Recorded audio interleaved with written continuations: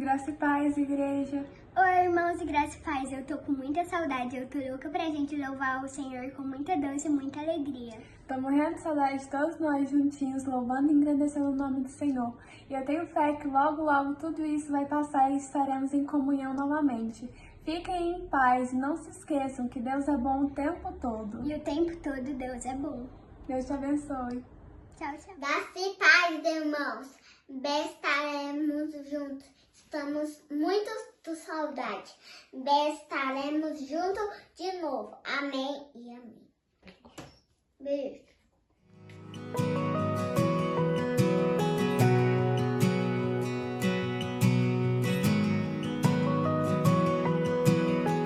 Boa noite, meu irmão. Que a graça e a paz do Senhor possa te alcançar nessa noite.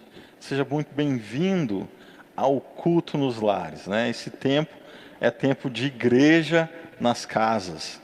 Que Deus possa nos abençoar nesse tempo, guardar a tua família e te abençoar nesse tempo. Eu te convido a orar ao Senhor nesse começo de culto e pedir a Ele que possa nos encher da direção, da graça e do amor dEle. Deus, em nome do Senhor Jesus, nós entregamos a nossa vida, entregamos o nosso coração, entregamos a nossa mente cativa ao Senhor, para que o Senhor fale conosco. Deus, neste momento, queremos entregar todas as nossas ansiedades, todos os nossos medos, tudo aquilo que temos e que às vezes nos atrapalha de ouvir o Senhor, e colocamos agora na Tua presença. Em nome do Senhor Jesus. Amém. Amém. Eu quero ler um texto com vocês, que está lá em Mateus 14. Na semana passada eu li sobre esse texto. E falamos a respeito de Pedro. Que Pedro, quando foi andar por sobre as águas, Jesus o chama, e ele andando por sobre as águas, enquanto ele está olhando para Jesus, enquanto ele está com um olho de fé, um olhar de fé, ele caminha sobre as águas.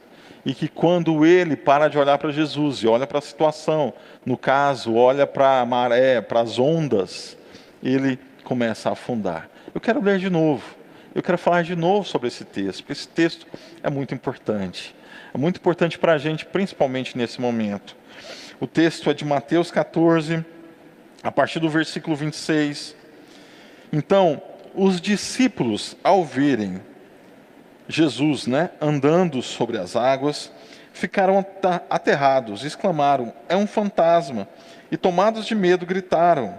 Mas Jesus imediatamente lhes disse: tem bom ânimo, sou eu, não temais. Respondendo-lhe Pedro, lhe disse: se és tu, Senhor, manda-me ir ter contigo por sobre as águas. E lhe disse: vem. E Pedro, descendo do barco, andou por sobre as águas e foi ter com Jesus. Reparando, porém, a força do vento, teve medo. E começando a submergir, gritou: salva-me, Senhor. E prontamente Jesus, estendendo a mão, tomou e lhe disse: homem de pequena fé, por que duvidaste? Subindo ambos para o barco, cessou o vento. E os que estavam no barco o adoraram, dizendo: verdadeiramente és Filho de Deus. Semana passada, como eu disse, nós vimos sobre o andar e o olhar de fé. Hoje, eu quero conversar e só falar isso com você. E quando eu olhar para o mar?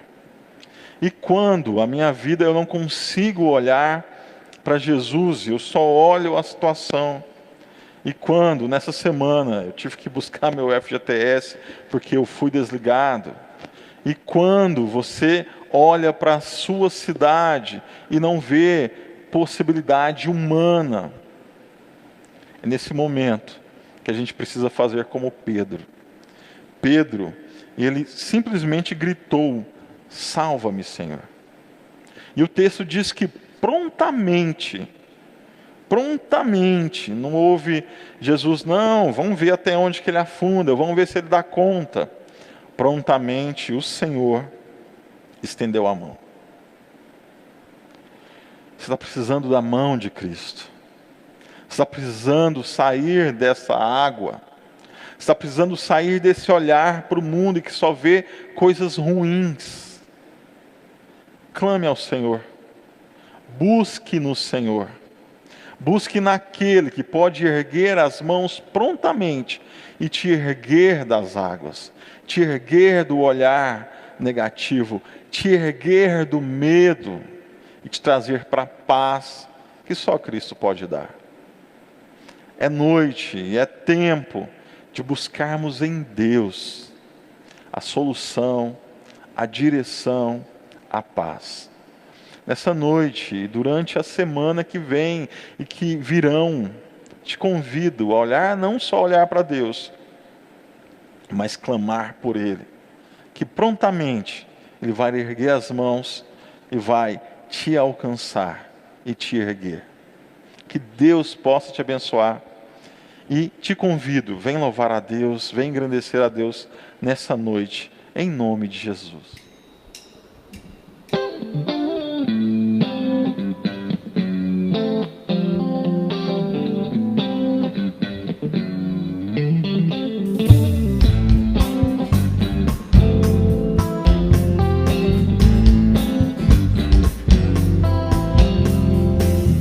Sobre toda a terra tu és o rei, sobre as montanhas e o pôr do sol.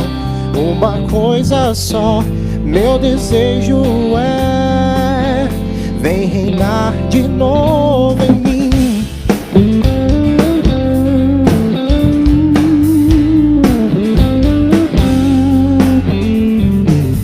Sobre o meu pensar, tudo que eu falar, faz-me refletir a beleza que há em ti.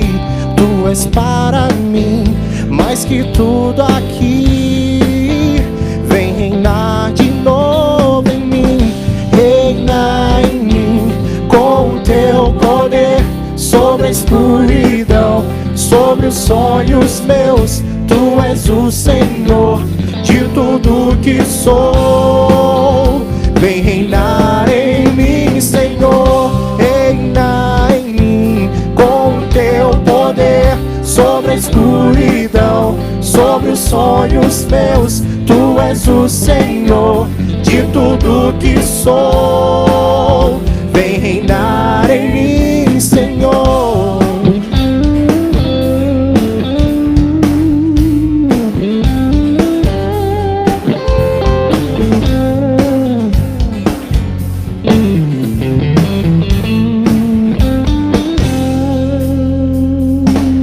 Sobre o meu pensar, tudo que eu falar, faz-me refletir a beleza que há em ti. Tu és para mim mais que tudo aqui. Vem reinar de novo em mim, reinar em mim com o teu poder. Sobre a escuridão, sobre os sonhos teus, tu és o Senhor de tudo que sou. Vem reinar em mim, Senhor.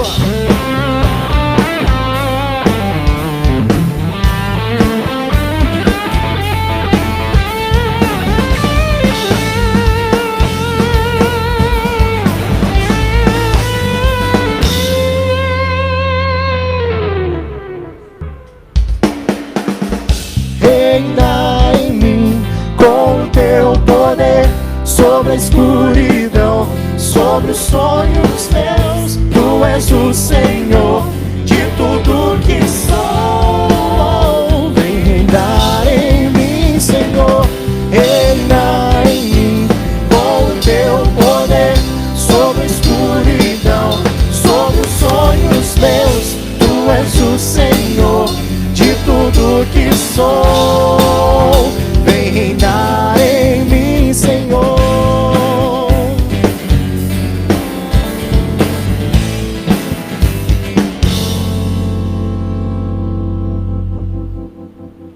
Olá, meus queridos irmãos, a graça e paz a todos. Bom podermos estarmos juntos nesse domingo especial, onde estamos mais uma vez podendo, através das redes sociais, estarmos juntos e podermos, adorarmos o Senhor. Nesse momento especial, eu quero convidar você que está em casa, invocar o Senhor junto comigo. Eu costumo dizer que quem Deus é para nós define a nossa relação com Ele. E a Bíblia vai nos mostrar que Deus, né, Ele é aquele que tem todo o poder. Ele não tem algum poder, Ele tem todo o poder. E interessante que quando nós oramos, quando nós invocamos o Senhor, nós não estamos invocando alguém qualquer, um Deus que tem algum poder. Nós estamos nessa hora, vamos estar nessa hora invocando aquele que tem todo o poder. E que na verdade, né, a minha dificuldade, a sua dificuldade, o meu problema, o seu problema, para Ele é como se nada existisse. Então é esse Deus, nós vamos juntos nessa hora a invocar o Senhor. Clame comigo nessa hora, levanta a sua voz em oração e vamos buscar junto ao Senhor.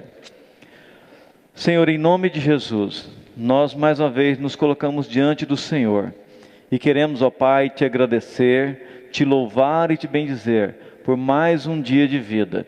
Obrigado, Senhor, pela oportunidade, pelo privilégio que nós temos de podermos nessa hora, Pai querido, invocarmos o Teu nome. Senhor Jesus, nós invocamos o nome do Senhor nessa hora, em favor da nossa nação, em favor deste país, ó Deus, em favor das autoridades. Invocamos o Senhor em favor, Pai querido, das famílias, ó Pai amado. Invocamos o Senhor em favor do Teu povo, da Tua igreja, que se encontra espalhado sobre a face da terra. Senhor Jesus, que o Senhor possa ter misericórdia de nós, que o Senhor possa nessa hora, meu Pai querido, estar trazendo uma resposta, ó Deus, para cada clamor, para cada oração que tem sido feita, ó Deus, através, ó Deus amado, das redes sociais, daqueles que estão nessa hora clamando pelo Senhor. Meu Pai, em nome de Jesus, Pai, o Senhor conhece a realidade de cada coração, o Senhor sabe da tristeza, da angústia,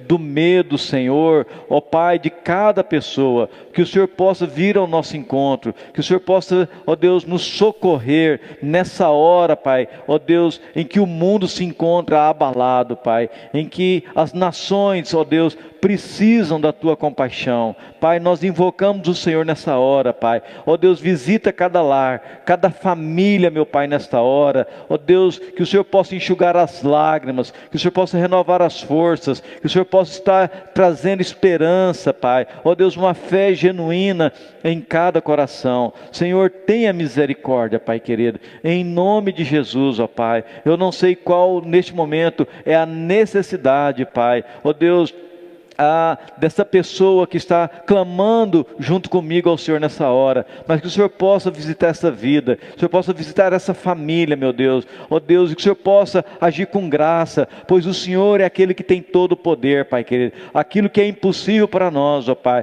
para o Senhor é como se não existisse. Deus, tenha misericórdia, age em favor dessa vida, em favor dessa família, age em favor da Tua igreja, em favor do Teu povo, ó Pai querido, em nome de Jesus. Nós oramos e agradecemos ao Senhor. Amém. Amém, meus queridos irmãos. Que Deus possa realmente, de fato, continuar nos abençoando e nos sustentando, né, diante dEle em oração, para que nós não venhamos nos calar, que possamos realmente continuarmos clamando e invocando o nome do Senhor. Que Deus possa te abençoar, né, no transcorrer desse culto. Que a graça de Deus esteja sobre a sua vida, em nome de Jesus. Amém.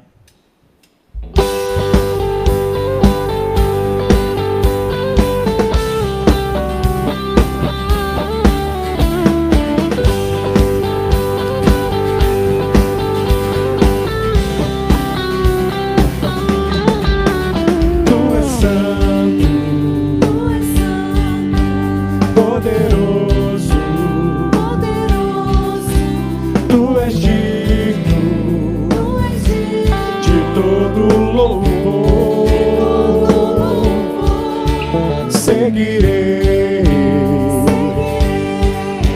teus caminhos, te amarei para sempre.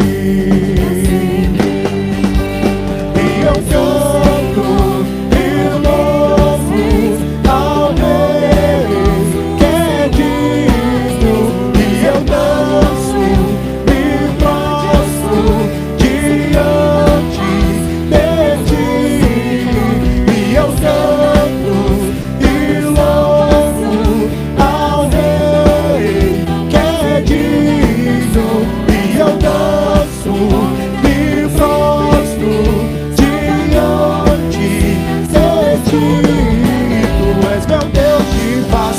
quero viver minha vida em ti.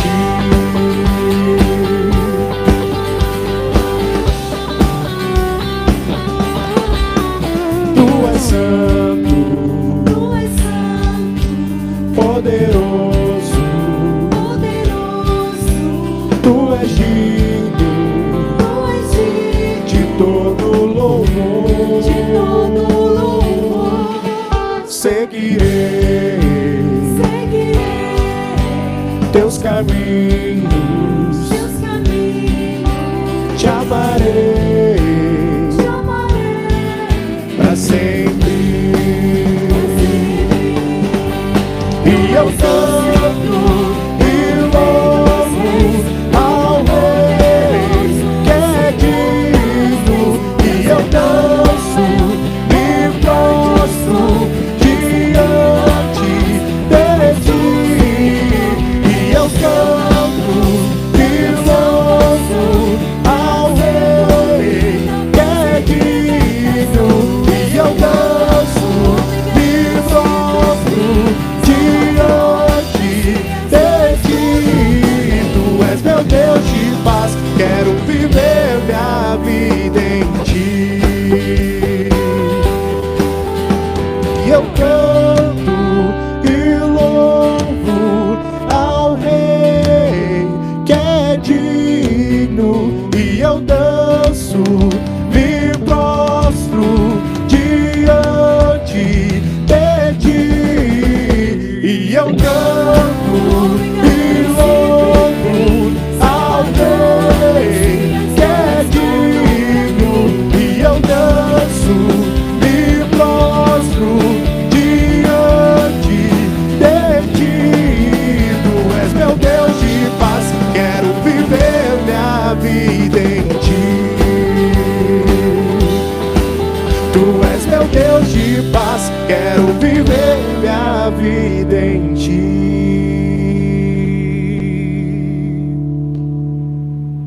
Meus irmãos, eu tô com saudade de todos vocês. Eu tô com saudade também da igreja, do pastor, da igreja dos adultos, das criancinhas. Eu também tô com saudade da Gabriela, da minha escolinha. Eu tô com saudade também. Oi, pessoal! Também tá com saudade. Porque Deus amou o mundo de tal maneira que deu seu único filho, para que todo aquele que nele crê não morra, mas tenha vida eterna. João 3,6. Gente, também tô com saudade de vocês. Queridos, graça e paz da parte de Jesus Cristo. Desejo a você uma excelente noite em nome de Jesus. Tem um texto da palavra de Deus que me chama muita atenção, tenho lido nas últimas celebrações, que está no livro de Salmos, capítulo 24, o verso 1, que diz assim: do Senhor é a terra e a sua plenitude, o mundo e aqueles que nele habitam. E o texto segue e diz: porque ele afundou sobre os mares e afirmou sobre os rios. O texto que fala sobre o Criador e Senhor, e diz que dele são todas as coisas. Ele é Senhor de tudo, inclusive do nosso tempo, da nossa vida, do nosso trabalho, do nosso recurso, da nossa família. Tudo é dele. Do Senhor é a terra, a sua plenitude, o mundo e aqueles que nele habitam. Nós somos apenas mordomos do que temos recebido de Deus. E é nessa certeza de que somos apenas mordomos, que também entendemos da necessidade de repartirmos o que Deus tem nos dado. E em destaque, repartir com a obra de Deus. Nós, como igreja, temos uma missão para cumprirmos. Existe um propósito eterno na igreja, não nesta, mas na igreja de Jesus. Isso nos inclui.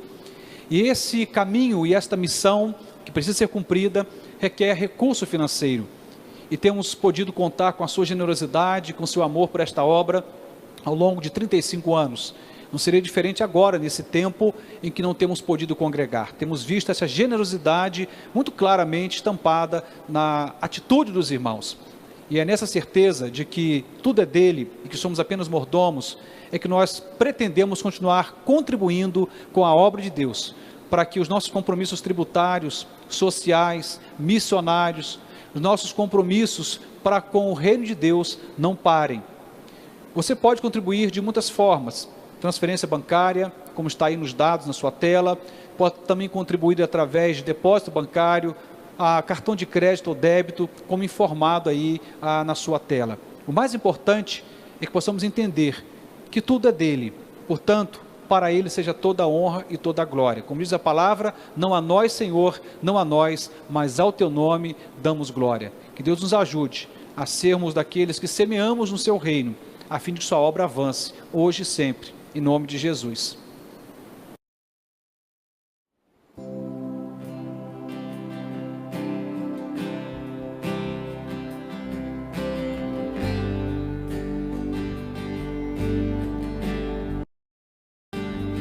Todo ser que vive, louve o nome do Senhor.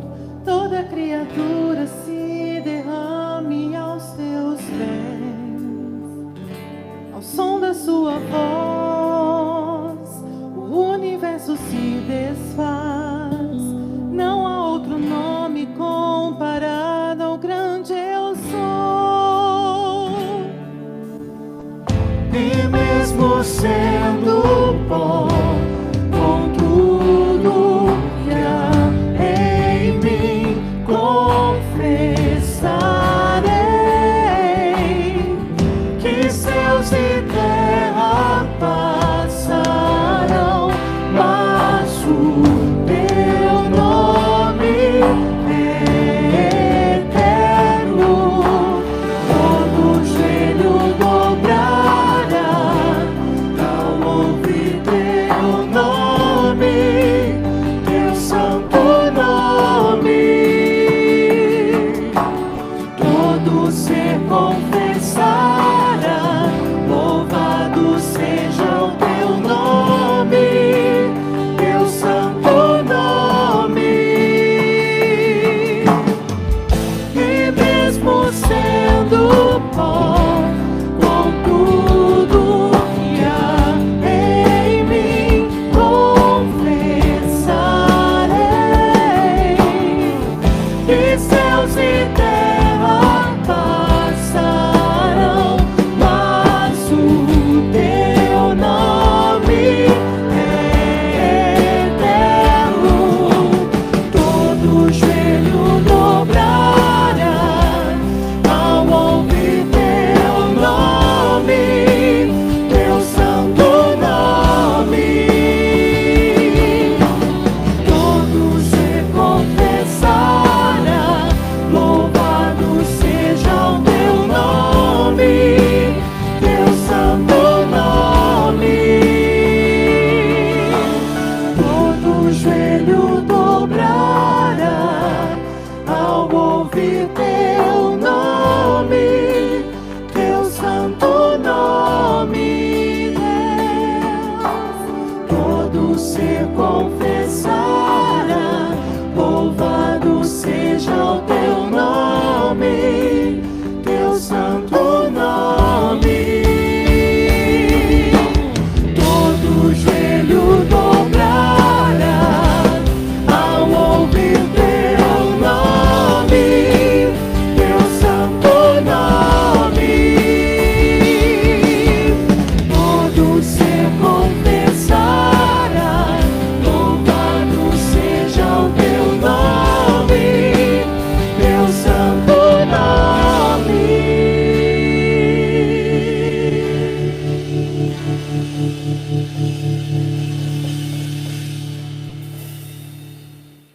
Queridos, graça e paz da parte de Jesus Cristo. Quero desejar a você uma ótima noite, um excelente domingo na presença de Jesus. Tem sido um privilégio, uma bênção poder nos reunirmos mesmo por vias digitais, nos conectarmos espiritualmente e sermos edificados pela palavra. Uma palavra que nunca volta vazia. E o meu desejo e a minha oração nesta noite é que Deus possa falar profundamente ao seu coração, ao coração da sua família. Eu quero nesse instante ler um texto da palavra de Deus que vai nortear a nossa reflexão desta noite. E esse texto está registrado em Mateus, Evangelho de Mateus, capítulo 14, versos 22 a 34, e diz assim a palavra de Deus. E logo ordenou Jesus que os seus discípulos entrassem no barco e fossem adiante para o outro lado, enquanto despedia a multidão. E despedida a multidão, subiu ao monte para orar à parte. E chegada já a tarde, estava ali só. E o barco estava já no meio do mar, açoitado pelas ondas, porque o vento era contrário. Mas, à quarta vigília da noite, dirigiu-se Jesus para eles, andando por cima do mar. E os discípulos, vendo, andando sobre o mar, assustaram-se, dizendo, é um fantasma, e gritaram com medo. Jesus, porém, lhes falou logo, dizendo, tende bom ânimo, sou eu, não temais. Respondeu-lhe Pedro, e disse, Senhor, se és tu, manda-me ir ter contigo por cima das águas.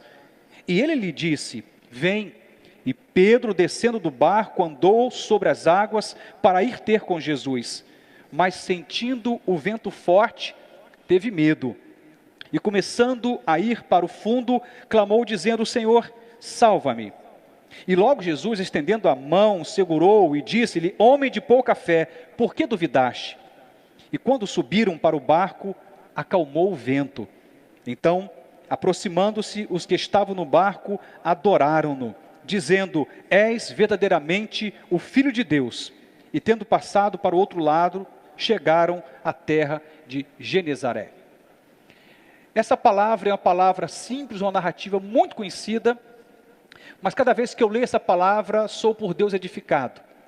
Porque esse texto fala de uma condição de muita vulnerabilidade que os discípulos estavam enfrentando, um tempo de turbulência, e que nesse momento a presença de Jesus faz toda a diferença. A nossa vida, a nossa jornada, ela tem sim algumas surpresas, alguns de repentes, algumas situações que fogem do nosso controle, e nada melhor do que a presença de Jesus e a intervenção de Jesus para mudar todo o cenário. Eu quero orar com você, a fim de que Deus fale ao nosso coração. Te convido a abrir o seu coração, a estar disponível para que o Espírito Santo de Deus fale contigo nesta noite. Vamos orar? Senhor Deus e eterno Pai, o nosso coração carece de muitas coisas, mas somos carentes da Tua voz acima de qualquer outra necessidade. Carecemos ouvir os Teus conselhos, a Tua direção, que a Tua voz possa calar bem fundo ao nosso coração nesta noite, que essas verdades eternas, espirituais da Tua palavra venham nos edificar, nos fortalecer, nos dar direção, caminho para o louvor da Tua glória. Fale ao nosso coração, Senhor, desvenda os nossos olhos para enxergarmos as maravilhas da Tua lei. Assim eu oro em nome de Jesus, amém e amém. O tema que eu quero compartilhar nesta noite é quando os meus pés falharem. Essa narrativa fala de algo extraordinário, aparentemente assombroso, assustador, mas com um final extraordinário. Fala de um momento em que os discípulos perdem controle sobre uma embarcação, que diz a palavra, essa embarcação estava açoitada pelas ondas, porque o vento era contrário. Estavam tomados ali por impossibilidades. A competência pessoal de cada um deles não era o bastante, não era suficiente. E havia uma compreensão clara de que poderiam perecer naquele momento. A narrativa conta que pela madrugada Jesus aparece, quarta vigília da noite, entre 3 horas e 6 horas da manhã, Jesus aparece, andando por sobre aquelas ondas, sobre aquele mar bravio, desafiando aquela tempestade, aquela condição adversa da natureza. E enquanto ele se aproxima da embarcação, diz a palavra que os discípulos não compreenderam muito bem o que estava acontecendo, acreditavam tratar-se de um fantasma. E a palavra diz que eles gritam, tomados por um pavor, tomados por um medo. E de repente o próprio Cristo vai e se anuncia, e se apresenta e diz, não temas, sou eu. Ao falar, ao se apresentar, Pedro compreende que estava diante do próprio Cristo. Inclusive, ele diz, se és tu mesmo, manda-me ir ter contigo. Essa expressão, se és tu, por vez e outra, é mal compreendida. Porque pode parecer que se trata de uma dúvida lançada naquele momento. Não, não se trata de uma dúvida. Seria mais ou menos assim: já que tu és Cristo, já que tu és Jesus, me manda ir ter contigo. Não se tratava de uma dúvida, mas de uma convicção. Pedro se desafia a romper com aquela condição de acomodação dentro da embarcação, e ele se permite viver uma experiência nova, uma experiência de fé. Ele sai da embarcação. A palavra diz que ele começa a andar por sobre aquelas ondas. E ele vai em direção a Jesus. E ele caminha por um tempo, até que então ele percebe o vento forte. E ele começa a prestar mais atenção no vento do que no próprio Cristo.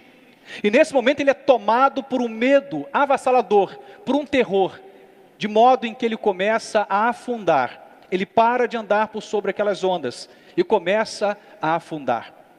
Uma das coisas extraordinárias nessa narrativa é que tão logo ele percebeu que estava afundando, ele grita por socorro. Ele não hesitou, mas ele grita por socorro, ele diz: Senhor, salva-me. Ele reconhecia que estava diante daquele que era Senhor de todas as coisas, e que ele entendia também que a salvação dele estava sobre o Cristo que diante de si se apresentava.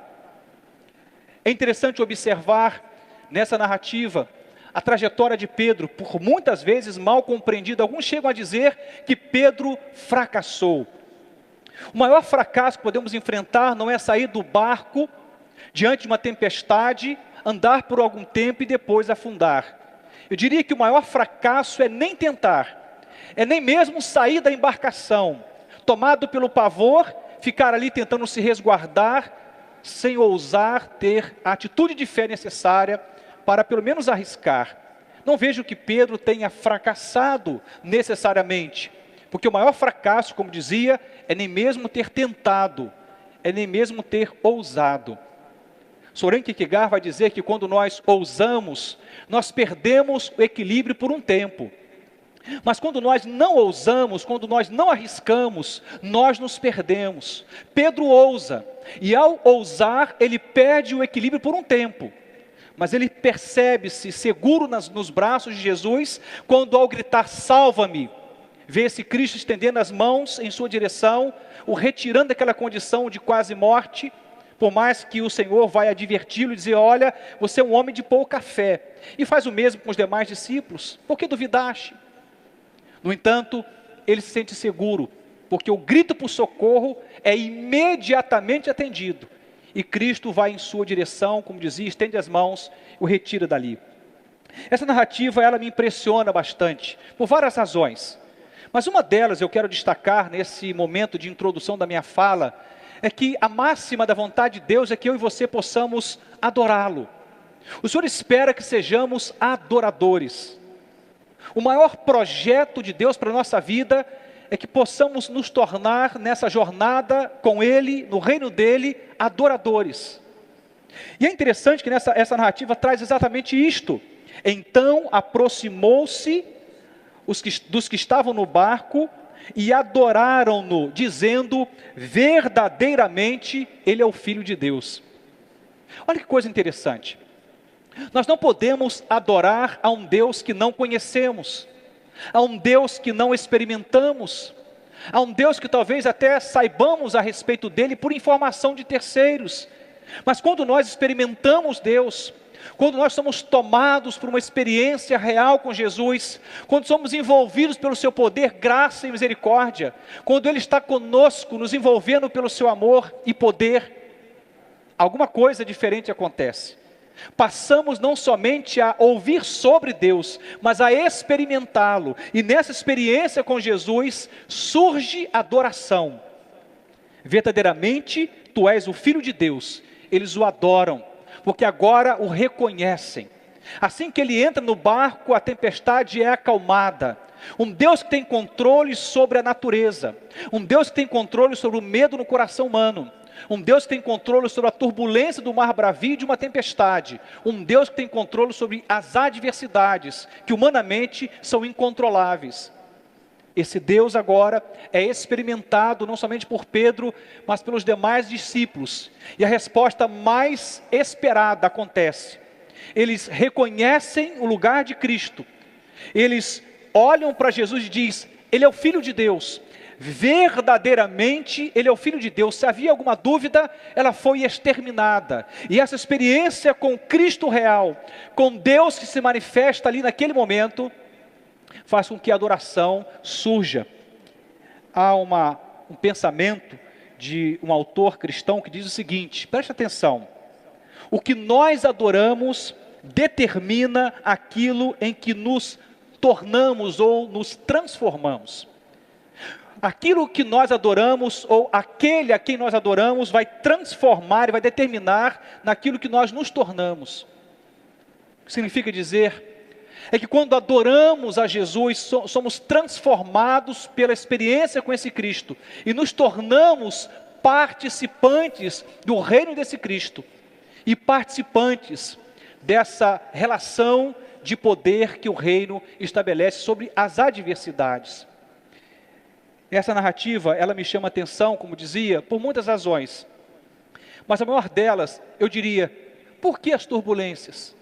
Por que as adversidades? Por que os ventos contrários? Por que os enfrentamentos que a vida nos propõe?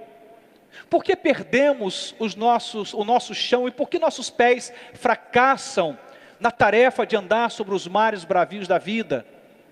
Tem muitas respostas. Mas uma delas que eu queria que nós pudéssemos observar é que no meio de toda essa situação surge uma oportunidade. Muitos vão olhar para a turbulência da vida como um problema, mas surge uma oportunidade de experimentarmos Deus em um nível mais profundo, de percebermos a Jesus de um jeito diferente e real. Jó ouvia falar de Deus, a palavra narra isto, mas depois de passar por tantas turbulências, de ver Deus agindo em sua vida, restaurando a sua vida, lhe devolvendo o privilégio da alegria, no final da sua história, ele diz: olha, eu ouvia falar de Deus, mas agora os meus olhos o veem. Eu sabia que Deus existia por ouvir falar, mas agora eu experimentei. O que Deus espera é que eu e você possamos, ao final desses tempos de turbulência que estamos vivendo, essas adversidades, esses ventos contrários, que têm provocado medo e alguns momentos pavor absoluto em nós, temos uma impressão, por vezes, queremos naufragar com a nossa vida. Quando isso acontece, eu queria que você pudesse focar no que vem depois. Deus está nos dando a oportunidade de conhecê-lo mais e melhor. Não estou dizendo que Deus está produzindo esse mal-estar no mundo inteiro, não é isto. Até porque Deus não é Deus de maldição, é um Deus de bênção. Mas Deus é Senhor e Mestre, um Deus que nos ensina. Diz a palavra que Ele é um maravilhoso conselheiro, o Deus que tem conselhos para nós. E se tivermos um coração de aprendiz, iremos aprender com o Senhor nas turbulências da vida, quando a nossa embarcação frágil, enfrentando as tempestades mais adversas, sendo colocada em risco e talvez com potencial de naufrágio, lembrarmos que existe um Cristo que está acima da tempestade e clamarmos por Ele, iremos experimentá-lo de um jeito tão extraordinário, tão profundo. Queremos dizer ao final, como os discípulos disseram, verdadeiramente Ele é o Filho de Deus, iremos adorá-lo. Podemos ver nessa crise uma grande oportunidade de adorar a Jesus, de bendizer a Jesus, de deixar bem claro nessa jornada toda em quem confiamos, a quem temos confiado a nossa família, nosso trabalho, nosso salário, nossa saúde. Se o Senhor não guardar na nossa vida, será em vão tentarmos guardá-la. Não está em nós o poder de salvar a nós mesmos. Não está em nós o poder de resolver as nossas questões por nós mesmos. A resposta vem do alto, tenho falado com tanta frequência. O nosso socorro vem do Senhor, que fez os céus e a terra. Agora há pouco eu disse que Pedro fala para Jesus: se tu és o Cristo, manda-me ir ter contigo. Eu disse que essa palavra, e se, não se tratava de uma dúvida, mas era melhor traduzido por: já que tu és Jesus, manda-me ir ter contigo. Pedro sai do barco porque ele cria no sobrenatural da parte de Jesus. O que vai nos fazer sair do barco, enfrentar a tempestade, o mar bravio, é a certeza de que diante de nós há um Cristo, que é Redentor e Senhor nosso, e que pode nos conduzir triunfantemente a respeito da vida. Ele sabe muito bem, Ele é o Senhor da vida. a respeito das adversidades, Cristo, como Deus encarnado, as enfrentou e as venceu. Como ele diz, no mundo tereis aflições, mas tem de bom ânimo. Ele diz, eu venci. Nele somos mais que vencedores. E precisamos acreditar que quando nossos pés vacilarem, quando nossos pés falharem, quando começarmos a afundar, há um Deus a quem podemos pedir socorro. Há um Deus a quem clamarmos. E quando clamarmos, não tenha dúvida, Ele há de estender as suas mãos para mim e para você, e vai nos salvar. Talvez nos advirta como foi advertido o coração de Pedro sobre a sua pequena fé, mas não tenha dúvida, Ele há de nos salvar. E eu quero então pensar nesse momento, na segunda parte da minha fala, sobre algumas lições grandiosas que esse texto nos traz. Lições espirituais fantásticas que há de nos dar um norte, uma direção e um chão. E vai nos fazer avançar, andando sobre as adversidades. Eu disse agora há pouco que Pedro, por algum momento, ele perdeu o foco. Ele tirou o seu olhar de Jesus. E ele começa a dar lugar, plateia, para o medo. Ele começa a prestar atenção demais aonde não deveria. Não estou dizendo que nós não temos que deixar de olhar para aquilo que está diante de nós. Nesse caso de Pedro, a tempestade, o mar bravio, não é isto. Isso é alienação. E eu tenho falado muitas vezes que a fé não pode ser alienada. Mas temos que prestar atenção. Porque aonde nós colocamos o nosso foco, isso muda tudo. Porque o nosso olhar vai nos dar referência. Se olhamos para a tempestade, para o vento forte e contrário, e deixamos de olhar para Jesus, isso pode complicar a nossa vida. No entanto, apesar disto, eu ainda prefiro olhar para Pedro e dizer, Pedro, que bom que você me ensina, que a melhor tarefa é sair do barco e ousar acreditar em Cristo, e andar por sobre os mares bravios, e se afundar, grita por socorro. É isso que ele está nos ensinando. Essa passagem bíblica tem muitas lições preciosas. E nessa hora eu quero falar, pelo menos sobre 5 grandes lições que essa narrativa nos traz. Trouxe aqui, até nesse momento, uma palavra introdutória, mas quero pensar sobre 5 pilares ou lições preciosas dessa passagem bíblica. A primeira lição, que eu diria, é que o reino de Cristo é celestial. Os judeus, por algum tempo, e obviamente há muitos que ainda veem desta forma, acreditavam que Cristo viria trazendo um governo terrial, humano, talvez político. Mas Cristo não veio trazer um governo político, terreno ou humano. Ele veio trazer o reino celestial, o reino do Pai, o reino espiritual. Ao nos ensinar a orar, a oração modelo diz, Pai nosso que estás nos céus. E ainda depois diz, santificado seja o teu nome, venha a nós o teu reino. O reino de Deus, ele é celestial, porque o nosso Pai, ele é celestial. Se você observou a narrativa logo no início da minha ministração, deve ter percebido que Jesus coloca os discípulos numa direção, eles entram no barco, começam a navegar, Cristo se ausenta e ele vai buscar a face do Pai. E ele gasta um tempo de oração com o Pai. Eu tenho certeza que a vitória sobre a tempestade não começa quando Cristo aparece entre 3 e 6 da manhã, não. A vitória sobre a tempestade, a calmaria que vem sobre aquele momento de instabilidade que os discípulos estavam passando, começa quando Cristo começa a falar com o Pai e buscar em oração um pouco antes. Isso mostra a fonte da força de Jesus. O reino de Cristo é um reino celestial. Não podemos esquecer desse detalhe. Se nós não compreendermos desta forma, iremos nos perder nos nossos enfrentamentos. Porque se tudo que temos em Cristo é um reino humano, então iremos naufragar na nossa esperança e fé. Mas quando olhamos para a realidade que Ele está acima das circunstâncias, como esteve acima da tempestade, acima do mar bravio, quando percebemos esse Cristo que está acima das adversidades, inclusive da natureza, e que tem controle sobre ela, isso gera paz no nosso coração, isso nos aquieta, porque sabemos que aonde perdemos o controle, Ele não perde. Aquele que criou todas as coisas, aquele que chamou à existência o que não existia, aquele que tem governado desde a eternidade sobre todas as coisas, é o Deus que está dizendo, eu estou contigo. O reino de Cristo é celestial. O seu poder sobre a natureza, naquele momento, deixou bem claro que Ele é o Senhor Criador. Um ser humano não tem poder sobre nada, mas Cristo tem poder sobre tudo e sobre todos. A Bíblia diz que do Senhor é a terra, a sua plenitude, o mundo e aqueles que nele habitam.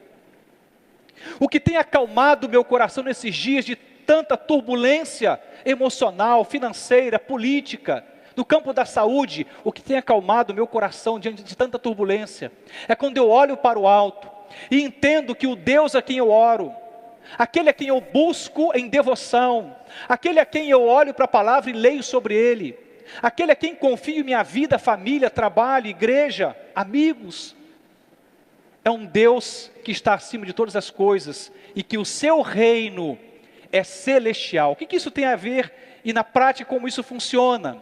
É simples. A resposta que nós precisamos virar do alto, a resposta que eu e você carecemos, não virá de nós mesmos, não é uma resposta horizontal, ela é vertical, de cima para baixo, é do alto que virá a nossa resposta. A resposta ao coração de Pedro e aos demais discípulos naquela embarcação veio do alto, de um reino celestial, um Cristo que se manifesta de forma extraordinária e que revela poder que vem do alto. Portanto, primeira lição é a lição de que o reino de Cristo é um reino celestial. Descansa seu coração, não se apavora não. Eu sei que tem barulho demais, porque tempestades produzem barulho e podem nos amedrontar, mas não se apavora não. Há um Cristo que venceu, há um Senhor sobre a tempestade, há um Deus sobre a turbulência do mar bravio que você está enfrentando, seja na sua condição de trabalho, ou no próprio desemprego que está enfrentando, seja nas instabilidades familiares que são decorrentes desse momento que estamos vivendo, ou qualquer outra situação que você possa traduzir por turbulência. Não se apavora, continue clamando, orando, buscando, dependendo de Deus. Olhe para o alto, porque o reino de Cristo é celestial, e quando Ele se aproximar da sua embarcação, não fique com medo não, não faça o que os discípulos fizeram, não ache que é um fantasma, porque não é. Não grite de pavor, acolha o sobrenatural de Deus, porque Deus haverá de agir, escute isso, de forma sobrenatural, diante daqueles que estão buscando no ato de fé, por esse sobrenatural. Eu gosto de afirmar, que Deus não pode curar aquilo que nós não lhe entregamos. Se temos medo, pavor, entreguemos para o Senhor, porque quando entregamos nossos medos para Ele, Ele pode curar esse medo, porque Ele é, como diz a palavra, capaz, Ele tem todo o poder. O reino de Cristo é celestial. Tem uma segunda lição nessa narrativa que eu quero trazer para você, que em tempos de adversidades, Ele se fará presente. Escute, os discípulos vão entrar no início da noite naquela embarcação, mas Jesus vai aparecer entre 6 e 10 horas após o momento em que eles entram na embarcação. Eles passaram muitas horas naquela turbulência, sem nenhuma resposta, sem nenhuma expectativa. Eles passam muito tempo naquela condição de vulnerabilidade, sem saber como resolver aquela situação. O detalhe é que parte dos discípulos conheciam sobre os mares, sobre a navegação, sobre os instrumentos de como se governar ou se guiar no mar, mas eles fracassam nessa tarefa, e por um período longo, entre 6 horas e 10 horas, porque Jesus só aparece na 4ª vigília da noite, entre 3 e 6 da manhã, passa-se muito tempo. Isso pode então sugerir que Deus se ausentou, e junto com isso, que Ele não se importa, que Ele não está interessado na nossa dor, na nossa situação. Mas diz a palavra, que na alta madrugada, Jesus se dirigiu a eles. Veja só o que essa palavra diz. Eu sei que por vezes nós queríamos e desejaríamos que o tempo fosse o nosso, que a resposta que nós esperamos viesse no nosso tempo, no nosso momento. Mas Deus tem um tempo perfeito de agir sobre a minha vida e sobre a sua vida. Ele nunca age fora do tempo, sempre no tempo perfeito, porque Deus não erra. Como diz, né, a Escritura Sagrada, nessa madrugada, assim que ele se aproxima, logo depois, aquilo que apavorava os discípulos não apavora mais, porque ao entrar no barco a tempestade é acalmada. Albert Einstein vai dizer que Deus não joga dados, Deus não tira sorte, Deus não arrisca um palpite. Ele é um Deus de propósito, de direção. Ele sabe exatamente para onde haverá de nos guiar. Portanto, em tempos de adversidades, Ele se fará presente. Não duvide, mas escute, no tempo dEle. Quando eles menos esperavam, entre 3 e 6 da madrugada, Jesus aparece. Eu imagino que a expectativa já havia desaparecido, talvez a esperança morrido, a fé se apagado. Mas quando menos eles esperavam, assim como o de repente da tempestade aparece, agora um segundo de repente também acontece. De repente, Jesus aparece e se mostra ali, diante daquela embarcação, como a resposta, como a solução. Eu gosto de falar que existem 2 grandes buscas nesse mundo do reino de Deus. A primeira grande busca é a busca de Deus pelo homem. E a outra busca é a busca do homem por Deus. Se você pode perceber, não foram os discípulos que buscaram inicialmente a Jesus, até porque não havia possibilidade de fazer isto, pelas circunstâncias, mas Cristo toma a iniciativa e vai ao encontro dos seus discípulos. Uma das coisas que eu olho para a palavra, e cada vez amo mais o Senhor da palavra, o Deus que me salvou, é quando eu olho para esse Deus e descubro que Ele decidiu me amar primeiro. Ele escolheu esse caminho da iniciativa. Deus decidiu nos amar primeiro. E o que fazemos é apenas corresponder a esse amor que primeiro veio dEle para mim e para você. A primeira grande busca não é do homem por Deus, é de Deus pelo homem. E quando o Senhor vai ao encontro dos discípulos, Pedro surpreende os demais discípulos, quando ousa, arrisca sair do barco, e quando ele diz, já que tu és Jesus, então manda-me ir ter contigo. É interessante nós observarmos que nessa busca de Cristo pelos seus discípulos, e depois dos discípulos por Cristo, porque no final eles o adoram a Jesus e declaram verdadeiramente, tu és o Filho de Deus, demarca aí um encontro perfeito. Mas entenda, Deus nunca foi ausente, e jamais será ausente. Ele é um Deus que criou o mundo e se ausentou, e nos deixou para que eu e você dessemos conta da própria vida, como um Deus que não se importa com o nosso cotidiano. É muito pelo contrário, Ele tanto se importa, que Ele se fez carne, habitou entre nós, e vimos a sua glória, como a glória do unigênito Filho de Deus. Ele se importou tanto que Ele viveu entre nós, viveu as nossas dores, sofreu os nossos danos, passou as experiências mais adversas, e no final, ainda enfrenta a morte, e morte de cruz. Isso fala de um Deus que se importa. Isso mostra que Deus se importa, e Ele estará presente nas adversidades da vida. Às vezes nós não o percebemos, e talvez por conta da falta de percepção, possamos, acreditando no nosso sentimento, ou na nossa falsa percepção, declarar, Deus não está nem aí, Ele não se importa. Mas essa não é uma verdade. Entre o que você pensa e o que a palavra diz, eu quero te recomendar, fique com a palavra. Entre o que você acha e o que a palavra declara como promessa de Deus, fique com a palavra e com a promessa de Deus. Porque as nossas sensações, elas podem fracassar, mas as promessas de Deus, elas nunca falham. Uma terceira lição que essa narrativa nos traz, é que a fé que se perde na escuridão e na tempestade, pode ser resgatada. Vou repetir, a fé que se perde na escuridão e na tempestade pode ser resgatada.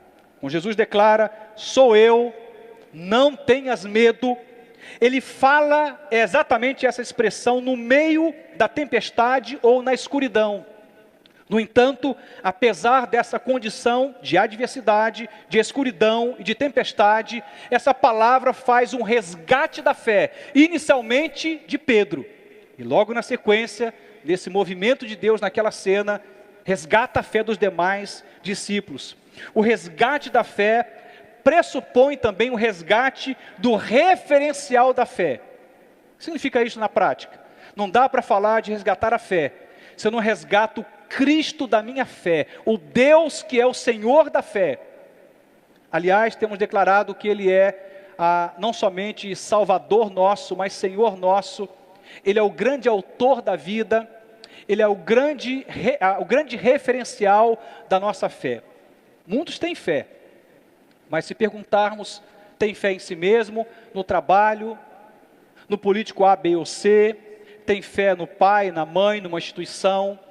O grande segredo é quando o objeto da nossa fé é o próprio Deus, porque Ele é a maior referência de fé que precisamos. E quando olhamos para essa referência, resgatamos não somente a referência de fé, mas de carona a própria fé.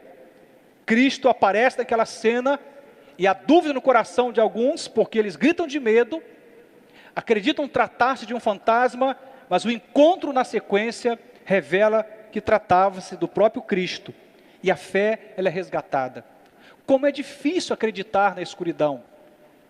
Como é difícil acreditar quando os raios e trovões de uma tempestade assolam o nosso coração e provoca medo, pavor em nós. Como é difícil. Mas apesar da dificuldade de crermos no meio da escuridão, apesar de crermos no meio de uma tempestade, é a melhor escolha que podemos fazer. Porque a escuridão pressupõe falta de referência. E quando não enxergamos mais nada sobre o que vem adiante de nós, seja no aspecto da economia atual, ou da condição de saúde da nação e das nações, quando não conseguimos mensurar nada para frente, quando naufragamos nas nossas convicções pela escuridão que nos assola, a melhor coisa que podemos fazer é resgatar a nossa fé. Porque quando temos Deus ao nosso lado, é a referência de fé que Ele nos traz, de carona, pela sua presença, não precisamos enxergar muito. Aliás, nem precisamos enxergar. Saberemos confiar nele e na força do seu poder e na sua capacidade de trazer respostas a mim e a você. Sou eu, não tenhas medo. O Senhor tem resgatado a nossa fé nesses dias. Há tanta escuridão, há barulho demais de raios e trovões. As tempestades têm simplesmente produzido pavor no coração de muita gente. Tem gente se matando, indo por um caminho de autoextermínio. Tem gente surtando, desesperando. Conflitos conjugais, divórcios, instabilidades nas relações familiares entre pais e filhos. Gente culpando gente.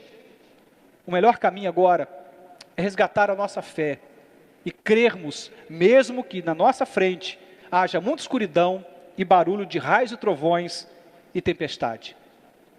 Há uma quarta lição que aparece nessa narrativa e que eu a declaro agora, que nossas vitórias começam na oração. Bem no início eu disse que, no meu entendimento, a calmaria que foi gerada após aquela grande tempestade não começa quando Jesus aparece diante daquela embarcação. Isso inicia lá atrás, quando os discípulos estavam no meio do nada, embarcados naquela pequena embarcação, e Cristo estava orando, estava falando com o Pai. A vitória começa ali. Eu gosto de afirmar que temos que nos preparar para a guerra em tempos de paz. Nós não podemos começar a orar porque as coisas ficaram ruins. Pastor, mas e agora? Eu não fazia, mas agora estou orando. Olha, eu diria, menos mal, que bom que você está orando nesse tempo de escuridão, nesse tempo de tempestade, turbulência. Mas o melhor caminho não é começarmos a buscar a Deus quando a tempestade vem. É buscarmos a Deus quando a tempestade nem anunciou que viria. Nos preparamos melhor para a guerra em tempos de paz. Isso me chama a atenção, por exemplo, a história de Daniel, um homem de oração. E diz a palavra que ele orava 3 vezes por dia, ele fazia isso constantemente. E de repente há um decreto de morte contra a vida dele, que ameaça a sua vida. E ele continua fazendo o que ele fazia antes. Ele não começa a orar porque ele seria colocado em risco de vida, não. Não é porque ele estava sob uma ameaça e que no fim podia ter uma morte decretada, não era isto. Ele já fazia isto antes. Nós temos que aprender que a nossa vitória começa na oração. Se você não começou a orar antes dessa pandemia, te recomendo, muda e disciplina o seu coração a fazer desse tempo um caminho de oração. E quando passar tudo isso, porque vai passar, escute, tempestades passam. Nenhuma tempestade é para sempre. A Bíblia diz que o choro pode durar uma noite, mas a alegria vem pelo amanhecer. Tem escuridão e lágrimas, tem tempestades, mas elas passam, as lágrimas são enxugadas, amanhã vem, o sol aparece. Mas eu queria te recomendar que você que está orando nesse tempo, continue orando depois, porque as nossas vitórias, elas são oriundas, elas têm origem na oração, na dependência de Deus, na entrega que fazemos da nossa vida, de tudo que envolve a nossa vida, nas mãos do Deus que tudo pode. Para terminar, eu diria, como quinta lição dessa narrativa, que nunca é tarde demais para pedirmos socorro. A gente pode olhar para Pedro afundando, podemos criticá-lo, dizer, olha que pouca fé esse homem possuía. Falei agora há pouco, em algum momento da minha ministração, citando o Soren Kierkegaard, que quando nós ousamos, perdemos o equilíbrio por um tempo. Mas se nós não ousarmos, iremos nos perder para sempre. Esse homem ousou, e tendo ousado, ele arriscou tudo. E com isto, o medo veio, perdeu-se o foco. Isso revela não somente uma incredulidade momentânea, mas revela a humanidade. Pedro era ser humano como eu e você. Quando a gente começa a ouvir os estrondos dos raios e trovões, e a tempestade e o vento, é óbvio que humanamente temos uma tendência a focar nisto. Mas no entanto, tão logo começou a afundar, sabe o que Pedro faz? Ele não desiste de Jesus, a motivação era a mesma. Assim como ele sai do barco motivado por Jesus, agora ele grita socorro também motivado pela realidade da presença de Jesus. E sabedor de que do outro lado havia misericórdia, havia graça sobre a vida dele. E tão logo gritando por socorro, Senhor, salva-me, diz a palavra, Jesus estende as mãos e o retira daquela condição de morte. Ele morreria afogado ali, mas ele clama por socorro. Nunca é tarde demais para pedir socorro. Eu disse agora há pouco, escute, eu disse agora há pouco, que o melhor caminho é começarmos a orar em tempos de paz. Não espere ficar ruim para orar, ore em tempos de paz. E se você por acaso começou a orar nesse tempo de turbulência, Deus seja louvado, mas prossiga em oração quando a turbulência passar. Mas se de repente você começar a julgar que é tarde demais para pedir socorro, eu te corrigiria pela palavra dizendo, nunca é tarde demais para clamar por Jesus. Nunca é tarde demais para clamarmos pelo socorro de Jesus, porque Ele não vai hesitar em estender as mãos e te salvar. Não é tarde demais para você buscar a Jesus em prol do seu trabalho, da sua renda familiar, do seu casamento, da saúde de um familiar seu. Não é tarde demais para clamarmos pela nossa nação, pelos poderes constituídos. Não é tarde demais para clamarmos pela economia das nações e do nosso país. Não é tarde demais. Nunca é tarde demais para buscarmos a Deus. E quando nós então gritamos, Senhor, me salva, Ele é misericordioso.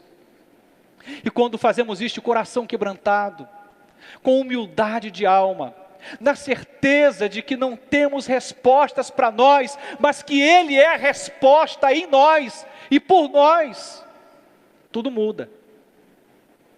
O mar bravio precisou se render ao poder de Jesus. As ondas precisaram se render ao poder de Jesus. Os raios e trovões precisaram se render ao poder de Jesus, porque todas as coisas subsistem nele. Tudo existe porque Ele existe. Ele é alfa e ômega, princípio e fim. Ele é o Deus que começou a história, e só Ele pode dar o ponto final.